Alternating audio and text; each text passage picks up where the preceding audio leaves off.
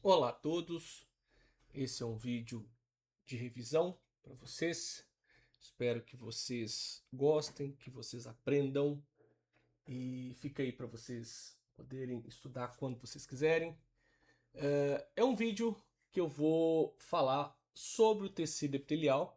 O tecido epitelial, embora os outros tecidos também eles tenham um critério de classificação, eles têm um critério de definição. O epitélio é um tecido onde a morfologia das células ela é mais evidente, mais bem determinado do que os demais tecidos. Então, o tecido epitelial ele pode ser dividido em dois grupos distintos, que é o epitélio de revestimento ou o epitélio glandular. Então, o epitélio de revestimento, ele reveste tanto as cavidades internas, então ele reveste as cavidades internas dos órgãos, dos vasos, do trato intestinal, quanto o revestimento externo do corpo. Entre o revestimento externo e interno, nós vamos encontrar os outros tecidos, tecido conjuntivo, muscular, adiposo, etc. Ao falarmos em endocrinologia ou estudo das glândulas, nós estamos falando também do tecido epitelial ou simplesmente do epitélio glandular, tá? Então, o epitélio de revestimento ele é organizado de acordo com o tipo de célula, ele é classificado de acordo com o tipo de camada e de acordo com o número de camadas e a relação dessas camadas com o formato celular. Então nós vamos usar esses dois parâmetros principais: número de camadas, tipo de célula. Existe outro? Existe. Qual seria esse outro tipo de revestimento, esse tipo de organização do epitélio de revestimento? Seriam as superfícies de membrana, ou as chamadas especializações da membrana. Então, com relação ao número de camadas, nós temos o epitélio simples. Por que simples? Ele só tem uma camada. E nós temos também o epitélio estratificado, que ele tem mais de uma camada. Como que nós classificamos o epitélio simples? Uma camada.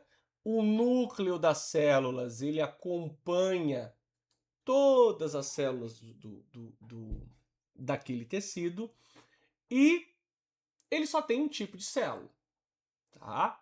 O estratificado, ele tem várias camadas de células homogêneas, porque o núcleo está acompanhando não só o formato, mas também a disposição das células. Mas como ele tem várias camadas, como que nós vamos classificar o tipo de célula? Analisando sempre a última camada. E como eu sei que essa é a última camada? Porque é a camada mais externa do tecido. Reparem que aqui embaixo existe uma camada de tecido que não tem núcleo, que não tem simetria. Essa é a lâmina basal. Já o epitélio estratificado, ele tem somente uma camada. Mas por que ele não é simples, então? Porque embora o simples, o núcleo da célula acompanha as células que estão ao lado, o pseudoestratificado, os núcleos não acompanham esta simetria. Então, dá uma falsa aparência de que nós temos várias camadas, mas nós temos uma camada onde a célula não tem uma forma específica e os núcleos das células que estão ao lado umas das outras não acompanham essa simetria, tá? Pavimentoso, achatado, o núcleo acompanha o formato da célula. Cúbico, lembra de um quadrado, mas o núcleo ele é esférico e o núcleo acompanha essa simetria. E prismático, cilíndrico ou colunar. ok? Então, essas 3 palavras para classificar essas células que elas são delgadas, elas são largas, elas são espessas, né? Elas são altas. E o epitélio de transição é o epitélio onde ele pode ter uma transição com estes tecidos, tá? Então, ele é um epitélio estratificado, mas ele vai assumir diferentes formatos de acordo com o órgão onde ele está inserido. Quanto à presença de especializações, como eu disse, o terceiro elemento, além do número de camadas e o tipo de células, eu tenho o queratinizado, então queratina é uma proteína, então nós encontramos muito queratina na unha, no cabelo, na pele. Ciliado, que são prolongamentos da membrana, são geralmente pequenos pelos, mas não são pelos como que a gente tem no cabelo, no braço, na pelve ou nas axilas. É um pequeno pelo, mas esse pelo é pequeno, ele é proteico. Nós temos as bordas estriadas, que são as vilosidades ou microvilosidades. Então, nós encontramos as vilosidades e as microvilosidades no trato intestinal. Então, essa é uma vilosidade. Na vilosidade, eu tenho as microvilosidades. Para que ela serve? Aumentar a superfície de contato do trato intestinal com o alimento.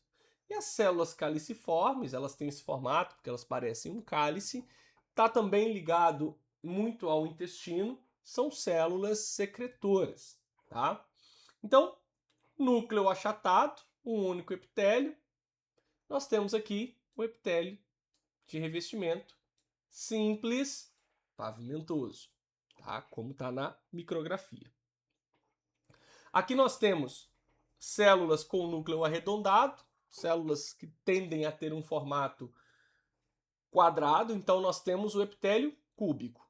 Quantas camadas eu tenho aqui? Uma. Então eu tenho um epitélio de revestimento simples cúbico. Percebam a lâmina basal aqui, ó. Então essa aqui é a lâmina basal, tá? E esse aqui é todo o epitélio. Por que ele é simples? Porque ele só tem uma camada, então aqui não tem nada. Isso aqui é um vaso, né? Um tubo. E o núcleo, ele acompanha o núcleo das outras células, tá? Epitélio de revestimento, uma única camada em relação à lâmina basal, núcleos acompanhando o formato da célula e acompanhando as células que estão ao lado. Então nós temos epitélio de revestimento simples prismático, ok? E um outro tipo de epitélio, mas agora ele não entra no critério de revestimento, é o epitélio glandular. Então, as glândulas são células epiteliais que têm uma função de produzir e liberar um determinado tipo de componente. Perceba que eu não estou falando de que tipo de componente é, se é bom, se é ruim, para fora do corpo ou para dentro de um vaso sanguíneo. Então percebam que nós, de forma muito viciosa, usamos a palavra secreção, secreção, excreção, excreção, às vezes de forma equivocada. Tudo que for secreção está sendo lançado no sangue, diretamente no vaso sanguíneo. Tudo que é excreção é para o meio externo, externo não só fora do corpo, meio externo, mas dentro de uma cavidade, ou seja, não está relacionado a vaso sanguíneo, ok? Então, se eu usar a palavra secreção aqui, eu estou usando a palavra um pouco didática, viciosa do dia a dia, tá? Mas guardem a informação de que secreção é sempre para um vaso sanguíneo e a excreção é para uma cavidade ou meio externo. As glândulas secretoras, elas são, vamos dizer assim, não revestidas, mas elas são... ao redor dessas glândulas, a gente encontra muito vaso sanguíneo. Já as glândulas excretoras, elas têm um duto, um canal por onde essa substância passa, tá? Então, o epitélio glandular, ele é formado por um conjunto de células especializadas na função secreção ou excreção. Tudo bem?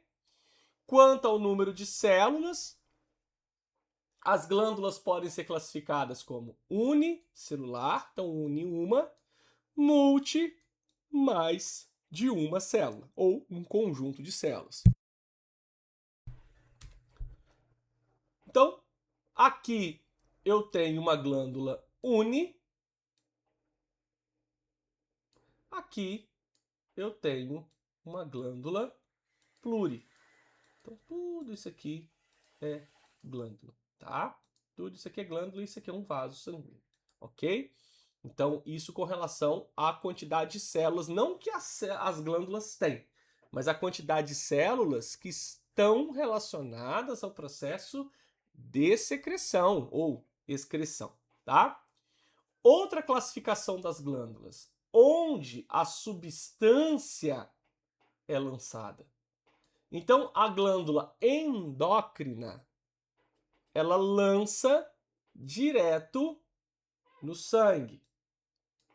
A exócrina, elas têm duto e elas lançam essa substância para o meio externo, ou seja, para a superfície do corpo ou para o interior, ou seja, lúmen, buraco, cavidade de um órgão. Por exemplo, trato intestinal, ok? Então, aqui nós falamos da secreção propriamente dita. E aqui nós falamos da excreção propriamente dita, tá? Então percebam, a glândula exócrina, ela tem um duto, enquanto que a endócrina, ela tem vasos sanguíneos ao redor dessa célula, ok? Então, as glândulas exócrinas, elas excretam e as endócrinas, elas secretam, tá?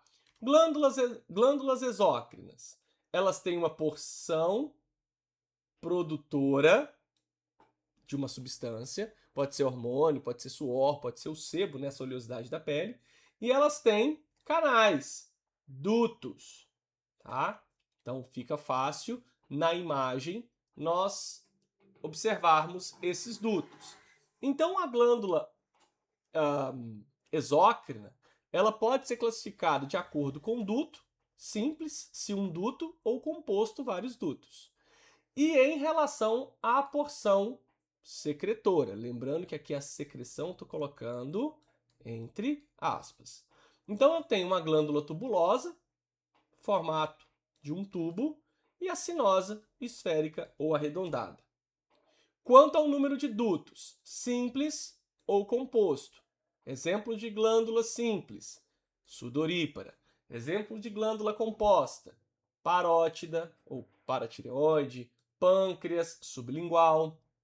Quanto à forma da porção secretora, acinosa, por exemplo, parótida, tubulosa, da mucosa intestinal e uterina, túbulo-acinosa, ou seja, uma mistura dos dois, o esôfago. Quanto ao produto que está sendo liberado, serosa, substância proteica, geralmente hormônio. Mucosa, fluido glicoproteico, ou seja, muco. Então vamos pensar na traqueia, no nariz, na garganta. E mista, ou seja, seromucosa, é uma mistura de proteico com glicoproteico, tá? Quanto à forma de secreção, temos as palavras, aqui mero, olo e a, elas dizem muito ao que está entrando e o que está saindo, tá? Ou o que está sendo lançado. Merócrina, não há lesão celular. Holócrina, perda total do citoplasma, ou seja, célula inteira, olo, toda.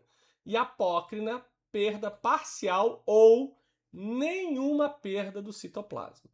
Então, em tese, não perde nada, perde uma parte e aqui perde tudo. Então, A é negação, mero, parcial ou metade, holo, o todo. Tá? Então, glândula apócrina, praticamente só o que é produzido é liberado. Tá? só substância liberada nas vesículas. A glândula merócrina 3, ela perde parte do citoplasma, mas não tem tanta lesão. Já a holócrina, toda a célula, o citoplasma da célula, vai embora junto com essa substância que está sendo liberada.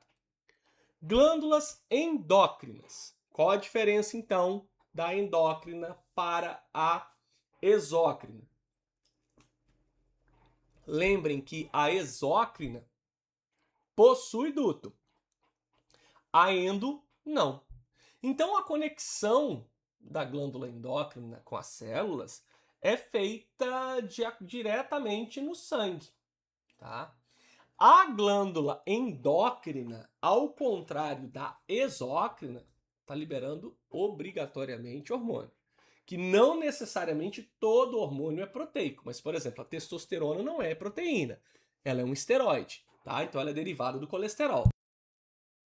Ela é transformada por rotas enzimáticas. Proteína precisa do gene para ser sintetizada, tá? Então, hormônios são sinalizadores, mas não necessariamente todo hormônio ele é proteico, tá?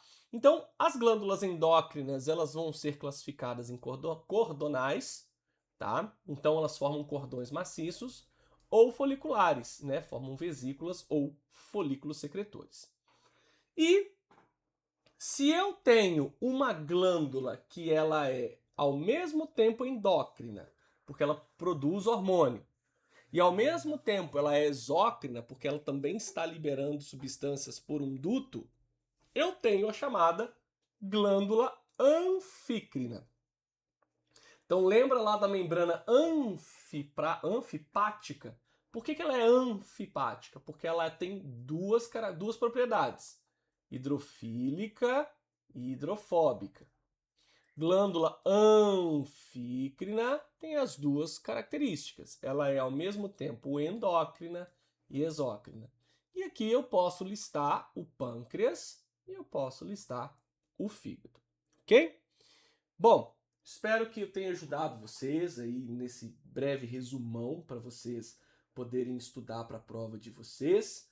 Tá? Bons estudos. Se gostou, compartilha, deixa o like, inscreve no canal, isso ajuda a crescer o canal, estamos chegando lá. E até as próximas revisões. Um abraço!